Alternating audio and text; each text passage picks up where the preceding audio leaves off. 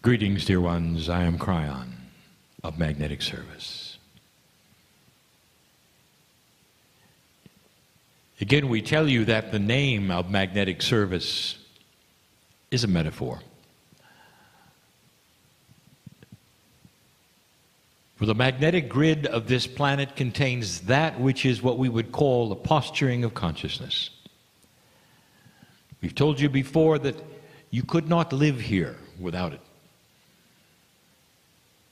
The fact that it had to change in the early days to reposture itself and get ready for what's coming. That's the service that I originally have come for, and now I am a messenger. People have said, well, where do you really come from, Kryon? I told you this morning, and I am not an entity, and not singular. I'm from the creative source just like you are. I represent pure consciousness of love and compassion. And I speak through this human being who you see sitting in the chair. It is not unusual. It's not odd. It's not spooky. It's filled with compassion, love, beauty.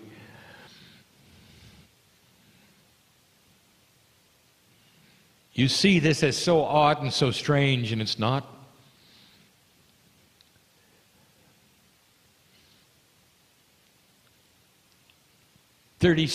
Thirty-something years after the death of the one you call Jesus, there was an apostle. Saul of Tarsus is in prison. Now his name is Paul, and he's writing what will someday become the Holy Scriptures. And he's sitting there by himself. And the man is filled with joy, and he has tears running down his cheeks. And in a half light, he is inscribing the words that so many millions will read someday, and they will call it the Word of God. Is not the Word, it's Word of Paul.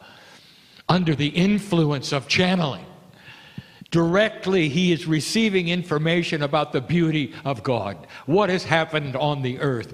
The Master of Love, word after word, thousands of them, in prison. And he is so alive with it. He's channeling. And you don't have any trouble with that, do you? But when a modern man sits in a chair and does even a fraction of this to give you updated messages from the creative source, there are so many who say, impossible. This is your discernment. There is no judgment of your belief. But I ask you to discern, at least discern. I ask this of all those who would listen to me right now. Are you going to use what you think is real as the litmus test, as the measuring stick? Or are you going to discern the energy of what you're hearing right now? Are you going to listen to these words and understand and hear and feel the compassion and the love for you? Or have you already got your mind made up that it isn't happening? This channel today is going to be an answer to a question that was asked. It may not be exactly the question or exactly the answer, but it's close enough. For one of the driving questions that every old soul or light worker would have on this planet right now, one who is awakening to an energy that is so different right now, one who is aware that things are changing spiritually, physically, right now, that person would ask this kind of question. Dear Kryon, dear Spirit, dear God, in this new changing energy, what is it that a regular human being on this planet who is an old soul, what is it we can do that will not only enhance this energy, help ourselves, but also be commensurate to what is going to happen? What can we do? What is it, if you want to use the word, we should be doing? And we've told you before, there are no shoulds. So you reinterpret that and say, what is the most honorable thing that we can do to match the energy? And so I'm going to tell you. Now, dear ones, I've told you before. But every single time the question is asked, a more evolved answer will occur. For as your linear time goes by, the potentials change. Therefore, you're sitting in a reality you have never experienced yet. This is new. It may feel like it was yesterday and the day before, but I know better. The potentials have changed. The kind of shift you expected may not arrive. Something better may arrive. You may have altered that. It is always dynamic. There is no set amount of energy being delivered to you on a certain schedule, dear ones, because your consciousness changes it every hour, all the time. It's beautiful. I can give you these things that I'm going to give you now. Again, because there has been precedent set on other worlds just like yours, and some of you have been through it already, and here it is again. And I know what they've gone through. I have seen this. This is not the first time. You sit on the cusp of major human shift on this planet. What can you do to marry with the energy? I'm going to give you 5 concepts, and they're not easy. It's not a list for you to accomplish, dear ones. We don't give lists. It's concepts. And the very first one, I will say, is primary, and that is to say, not more important, but first. There's a difference. Not more important, but first. There's a difference. And we're going to use a word that probably doesn't even exist in your dictionary. Cognizing.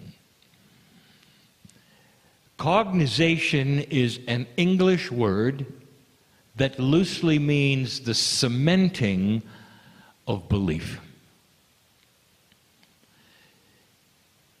You believe there is gravity because you've seen it since you were born. It's invisible. But you believe in it so strongly that everything you do is so that you can work with it. You have cognized gravity. It is not something that you believe in, like you would believe in the tooth fairy, for instance, for a while, or when you're young. No, it is cognized, and it becomes part of you to your last breath. You believe in gravity. You know it's there, even though you can't see it. It holds you to the earth. It never changes. We're going to ask you to cognize the belief that the energy that you are moving into is vastly different than the energy you have come from. This is first. It is primary. You have got to cement this into your belief system so strongly that everything you do from now on recognizes The new energy is the new normal. It's never going backwards. It's part of a new plan. It's almost like you died and came back with new gravity. Like suddenly the gravity was lessened and you can do more things, and it's forever. And so you cognize this. Dear ones, it has to be first of the 5.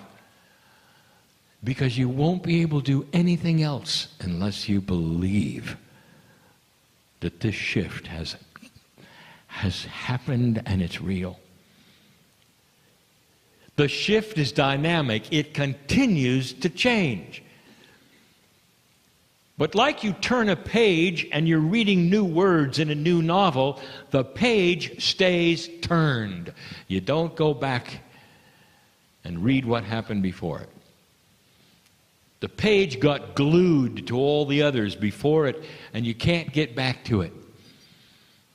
You are now past the page turned, experiencing the new energy, and that is the new gravity, and you cognize it.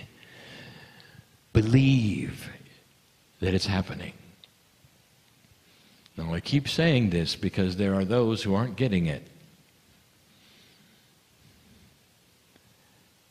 Because there's always that part of you that says, well, maybe it's not happening. You've got to get past this one. Every waking moment is the new energy. And you're part of this. And that is why you were born at this time, dear one. Old soul, are you listening to me in the chair and all the places perhaps not in this room? You wonder why you were born now. You want to know why things are happening to you that need to happen to you now. Maybe it's so you believe.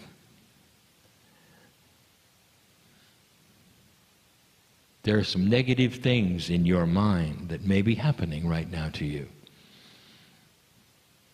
And you're wondering, why me? Let me say something gentle to you. You're so stubborn that you're going to have to do something for yourself to realize that this is new. And when you do what you need to do for yourself and get past this hurdle, you'll realize there isn't anything you can't do. This is the way God works with humans. That's how much we love you. You know who I'm talking to? Get on with it, will you? Cognize this. That's number 1. Number 2 is allowance of change. These are concepts. Oh, stubborn human being, get used to it. Things are changing, and they're going to change perhaps not in the direction you had planned. How do you feel about that?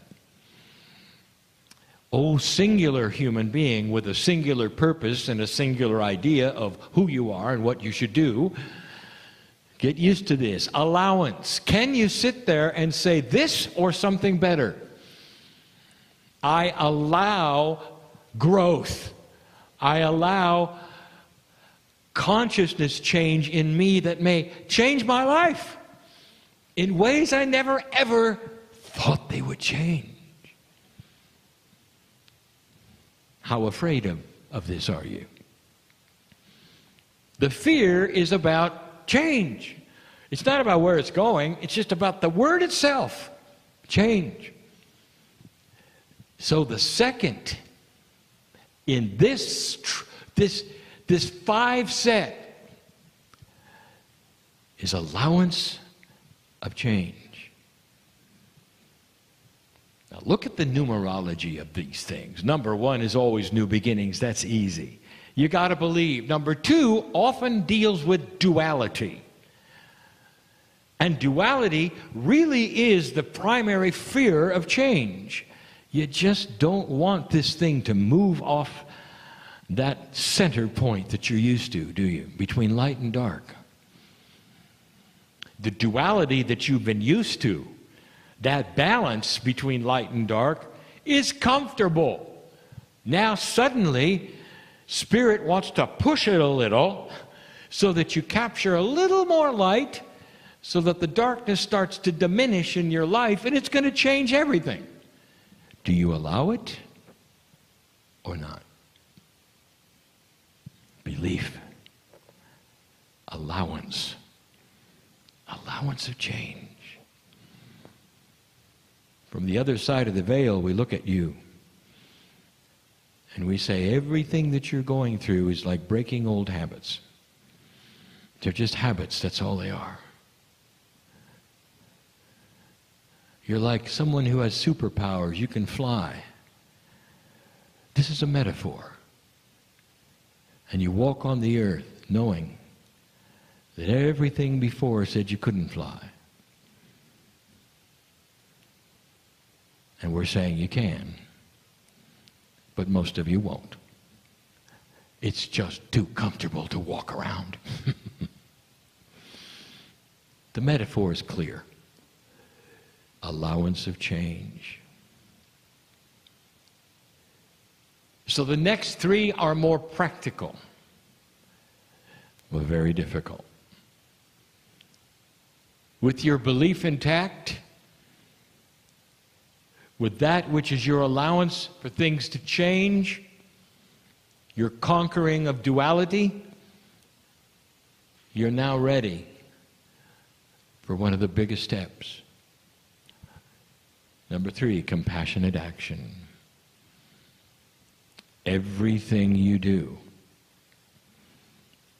from a standpoint of compassion. You're going down the road and you're in your vehicle and somebody cuts you off and honks at you and they're an idiot and they're a fool. And how do you feel? Is it possible to take that scenario to a compassionate level? The answer is yes. First of all, don't let it affect you. Because you're a compassionate person, the buttons of anger, frustration are disconnected to the point that all you can think about is that that person is having a bad day. So you back your speed off so that they have an allowance. You give them more space so that they'll feel better. There's no grudge you hold. You don't yell at them back. You have a compassionate action in everything you do. Things happen to you with other individuals that might have normally hurt your feelings because your life is unique and there are things that will hurt you perhaps in what people say or how they act or what they do or don't do or the disappointments that you would have with others around you. This is simply human. But what if everything you do comes from a compassionate soul who sees it all so differently? Dear ones, in a compassionate way, there is no one who can hurt your feelings ever, because you know who you are, and they're just having a bad day. Do you see what I'm saying? Compassionate action is coming from a compassionate heart no matter what. It is a position of strength. Now, some of you listening to this in other lands right now need to hear this. It is not a weakness to be compassionate. The masters of this planet exuded compassion. The very ones that you may worship are about compassion. They were not weak. So whatever you've been told about a kind, compassionate person, you're going to have to rearrange your perception, because that is strength. Compassion is strength. A balanced human being will not catch disease. Did you know that? A balanced human being will have that which you would call synchronicity. Others call it luck. Synchronicity. To be in the right place at the right time to have the right things happen because they're compassionate. It's a beautiful package. When you start a compassionate action path, everything changes. That was number 3.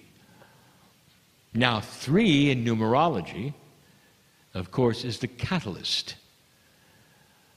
And what a catalyst is often known for in chemistry is that when it appears, it changes something else around it, while it itself often remains the same.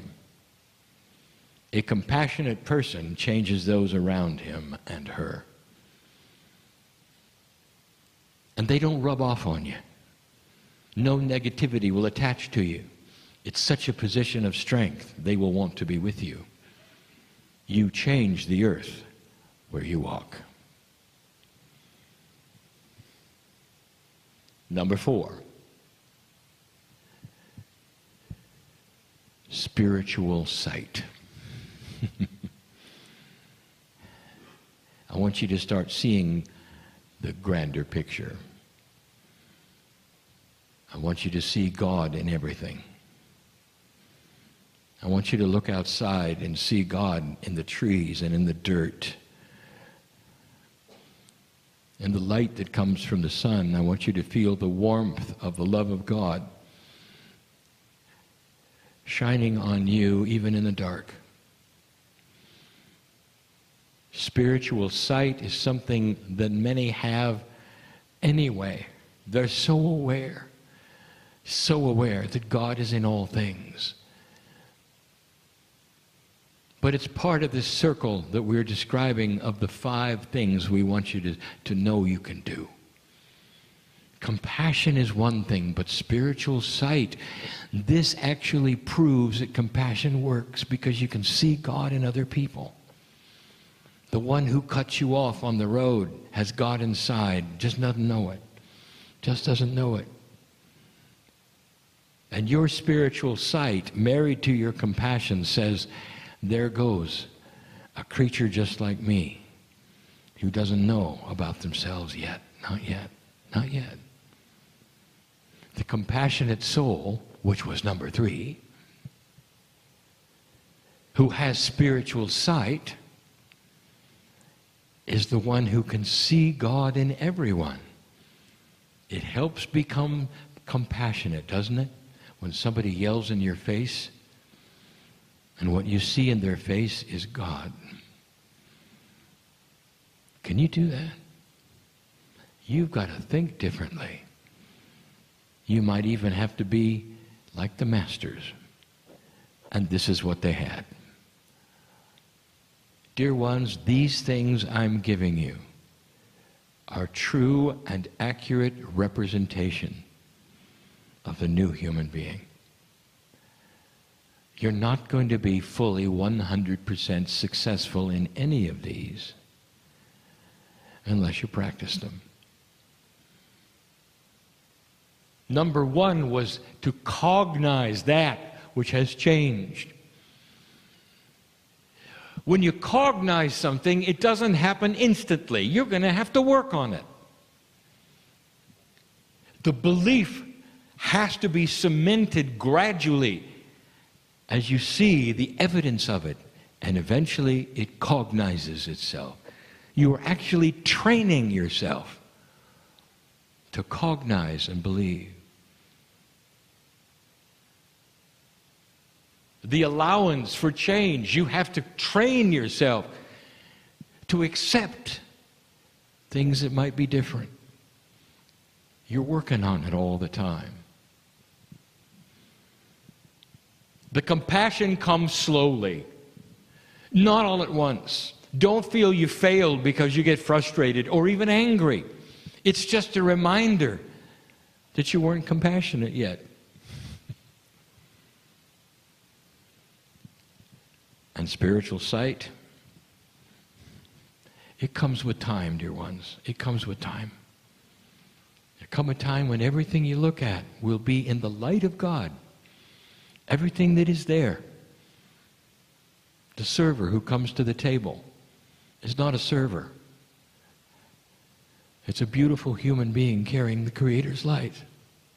And you smile at the server and you just want to hug that person and say thank you for coming to the table.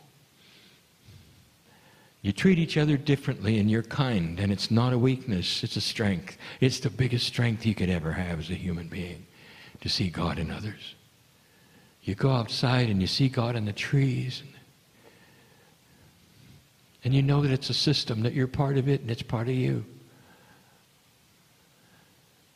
You can be overwhelmed with joy and love just to be part of the system. It's so different than you were taught, isn't it?